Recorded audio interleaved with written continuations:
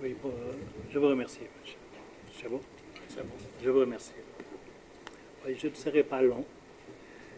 En vérité, j'ai perdu une personne qui m'est très chère. Et il y a quelques minutes, la prière mortuaire vient de se terminer au cimetière de Kelikao. Je voudrais, en tout cas, avec votre permission, évoquer en quelques secondes la figure de l'illustre disparu, Mamadou Wade, économiste, journaliste communicateur de Rufisque, que le doyen Goumbala doit certainement connaître parce que c'est un des meilleurs fils du Sénégal, un des meilleurs de votre génération, qui a particulièrement brillé sur tous les fronts, un économiste de premier ordre, qui a fait de très très très bonnes choses pour le Sénégal à l'extérieur de ce pays, ici même, mais malheureusement ici il n'est pas connu, c'est le lot du Sénégal, c'est le Sénégal qui est comme ça. Un garçon, un monsieur très bien. Je sais que j'ai eu très tôt des nouvelles de l'excellent travail que vous faites ensemble, monsieur, cher monsieur, cher doyen, parce qu'avec les doyens Gérard Diouf, nous avons, lui et moi, travaillé sur beaucoup d'ouvrages dont la plupart ne sont pas encore sortis. Donc un savant au vrai sens du terme. Vous comprenez donc que c'est par respect pour mon collectif, pour la cause qu'on défend, pour la personne qu'on défend, et parce qu'il y a eu énormément d'absents dans nos rangs que j'ai tenu donc à venir, vraiment pour féliciter très chaleureusement mes confrères pour le bon travail qui a été accompli dans la discrétion, dans la détermination, parce que nous savons que nous avons en face de nous un appareil très structuré, très puissant, très fort, mais nous ne crachons pas sur les résultats obtenus. On les a laissés parler. Ils ont voulu nous imposer leur juge, nous avons refusé et nous avons gagné ce combat. Et nous en gagnerons d'autres, parce que nous fondons tout et nous basons tout sur le droit, sur la primauté du droit. Il n'y a que ça d'essentiel pour les avocats. Nous menons énormément de combats. Nous disons qu'il n'y a pas photo. Nous respectons énormément les confrères d'en face, mais eux, ils savent, nous savons. Donc nous sommes très sereins et nous n'avons pas pour habitude de jouer les gros bras ou de menacer qui que ce soit. Nous sommes basés sur le droit et nous gagnerons sur le droit, Inch'Allah. Et surtout, nous défendons une cause et un homme qui sont dans le droit chemin. Et c'est ça la vie, hein. Il n'y a pas de secret. Comme disait l'autre, la vie c'est 3 jours, c'est hier qui est déjà passé, aujourd'hui qui est une grâce que Allah nous a donnée, et demain c'est un mystère qui ne lui appartient qu'à lui et à lui seul. Mais dans l'expérience des choses, on apprend beaucoup de choses. Aujourd'hui, le projet de Ousmane gêne, Ousmane lui-même il gêne. Nous sommes des avocats, il y a des militants ici, nous sommes tous aussi des militants dans l'âme parce que nous sommes des Sénégalais et nous tenons à l'avenir de ce pays, de nos enfants, de nos petits-enfants. C'est normal qu'on prenne position. Moi, personnellement, j'ai pris position. Comme hier, j'ai pris position pour Macky Sall en lui disant, et il le sait très bien, quand ils étaient une assemblée de 150 personnes, on lui avait dit non, tu vas nous rendre cette assemblée. Tu ne peux plus diriger ces 149 personnes-là. Mais il s'est battu, mais Dieu lui a donné à diriger non pas ces 149 personnes, mais il les a multipliées par 100 000, 14 900 000 Sénégalais, il les a dirigés dans l'année ou dans les 2 ans qui suivent. C'est comme ça, c'est ça les enseignements de Dieu. Aujourd'hui, il est question de diriger 17 millions de personnes. On nous dit, oui, voilà, telle personne, il faut la disqualifier. Ça me rappelle un peu l'histoire de Surcouf. Surcouf, c'était un corsaire qui était la terreur des Anglais à travers les mers, les océans. La couronne britannique avait mis sa tête à prix. Et un jour, il a été arrêté, arraisonné en pleine mer. Et il y a eu son fameux procès, le procès de Surcouf, devant donc, le juge anglais. Le juge lui a dit, au cours de son procès, la différence entre vous et nous, Anglais, c'est que nous, Anglais, nous nous battons pour l'honneur, tandis que vous, les Français, vous vous battez pour l'argent.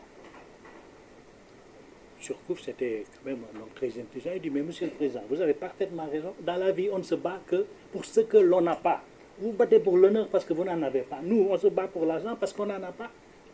Bon, voilà une question qui avait cloué au pilori le juge. Mais c'est une bonne transition pour demander à Mambéignan pourquoi il se battait.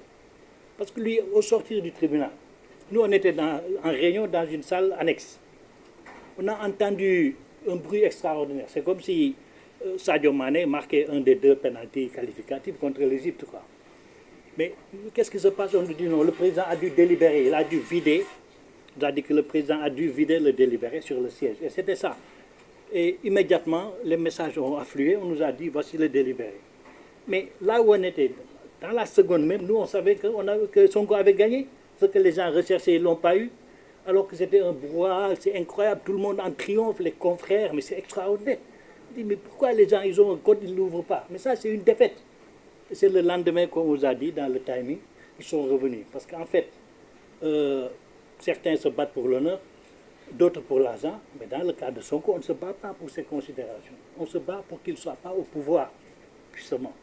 Et lui, il se bat pour être au pouvoir. Parce que lui, il a montré suffisamment que s'il accède au pouvoir, il va prendre le pouvoir et le rendre à ses propriétaires légitimes. Voilà. Donnez-moi le pouvoir pour que je vous le rende. De l'autre côté, c'est donnez-moi le pouvoir pour que nous continuions à faire la noce sur vos dos. Mais c'est tout simplement ça. Et Dieu lui a donné les moyens techniques, juridiques et tout pour faire face. Et Inch'Allah, nous ferons face. Voilà. Bon, Wade, on avait, c'est pas le lieu de parler de ça, il avait vraiment fait une démonstration extraordinaire basée sur une combinaison du droit et de l'économie pour nous montrer sur un repère orthonomé OIJ comment entre le droit et l'économie, les mathématiques, il y avait une corrélation tellement forte qu'on pouvait prédire dans un pays donné, au vu de la violation des libertés fondamentales et des droits humains, que ce pays allait, avec la démotivation des gens, avec la répression, vers zéro. C'est quelque chose d'extraordinaire que j'ai subitement retrouvé ce matin. Bon, on va y revenir.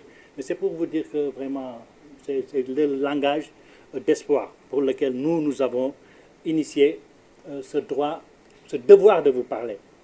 Nous n'avons jamais ouvert la bouche. Nous n'avons subi que des avanies. Nous avons privilégié la voie de la communication numérique parce qu'elle est inoffensive. Et si on simplifie cette communication, ça peut entrer dans les esprits. Et c'est pourquoi nous n'avons jamais voulu faire le tour des plateaux, insulter les gens. Non, non, non, nous ne sommes pas éduqués dans ce sens et nous ne sommes pas formés dans ce cadre. Nous avons par contre, il faut le savoir, le monde entier qui a les yeux rivés sur le Sénégal, beaucoup de confrères, comme nous avons eu à aller défendre la démocratie, les droits de l'homme dans d'autres pays, en Afrique et en Europe, et des confrères sont là, disponibles, qui vont venir. Et quand ils vont venir, ceux-là, on ne va pas les chasser de l'aéroport, parce que peut-être s'il faut se taire, eh bien ils vont se taire et ils vont venir. On ne paie rien pour attendre. Il faut qu'on sache qu'on est dans un grand village planétaire où tout ce que vous faites, où tout ce que vous dites, vraiment est relayé à la vitesse de l'éclair. Bon, ce qui s'est passé, on vous l'a dit, dans ces procédures, sont un défi au droit, parce qu'on ne peut pas comprendre dans des procédures comme ça que le procureur vraiment soit la tête de proue du combat. C'est amoral, et c'est immoral, et c'est ajuridique également, parce que ça n'a aucun fondement, ça n'a aucun sens. Et pourtant, ce qui se passe chez nous aujourd'hui, je pense que ce n'est pas au-dessus de nos forces, et je vais laisser mes excellents confrères, parce que nous ne voulons toujours pas entrer dans le dossier, vous expliquer que c'est un tissu de nullité extraordinaire que nous aurions pu démonter l'autre jour, mais Dieu n'en a pas voulu ainsi, parce que vous savez, Dieu a son programme, il a son plan, et c'est vraiment nous tous, il ne nous parle pas, mais quand il a envie de faire une chose, il le fait, et nous, on ne parle pas, on l'écoute, et c'est ce que nous vivons actuellement. Je vous remercie.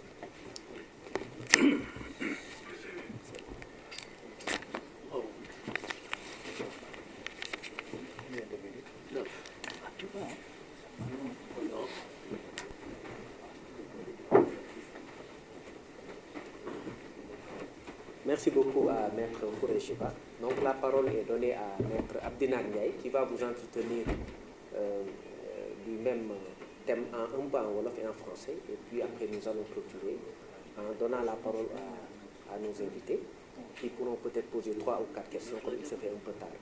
Merci, Maître Abdinagne Ndiaye.